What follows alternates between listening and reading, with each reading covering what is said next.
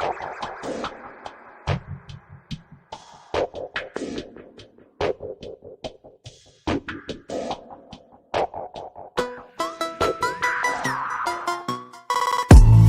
everyone. Welcome to our YouTube channel.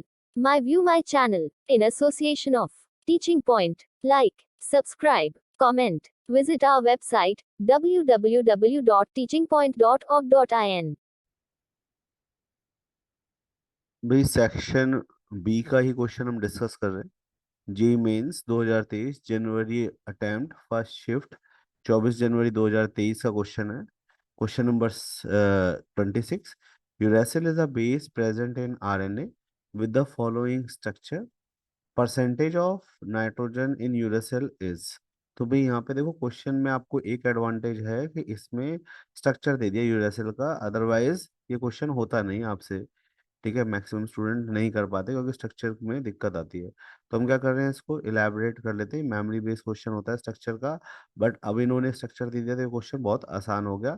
हम क्या कर रहे हैं, इसको इलेबोरेट कर रहे हैं। यहाँ पे हुआ सी डबल बॉन्ड ओ, यहाँ पे आया सी डबल बॉन्ड सी, फिर आया एन, फिर आया सी डबल बॉन्ड ओ, फिर आया एन, और फिर यहाँ पे सिंगल बॉन्ड।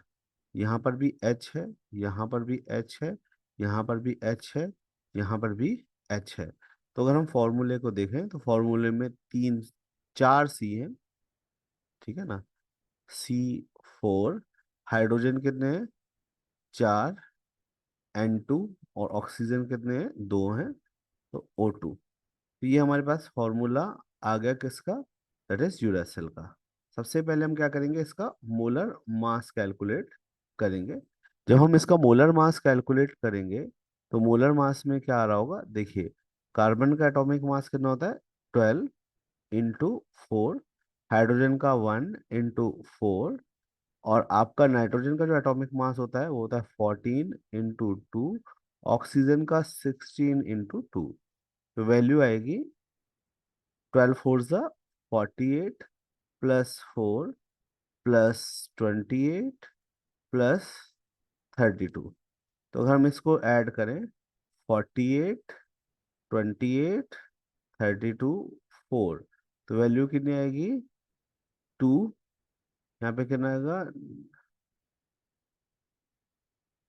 और 2 कैरी आ जाएगा यहाँ पे। तो 4 × 2 = 6, और 2 × 8 = 3 = 11, दैट इज 112। अब हमें इसमें पता है जो नाइट्रोजन का मास है दैट इज 28 है। तो परसेंटेज ऑफ नाइट्रोजन क्या होगा, that is weight of nitrogen divided by molar mass into 100, that is 28 divided by 112 into 100। तो 4 × 7 = 28, 4 × 2 = 8, और 4 × 8 = 32।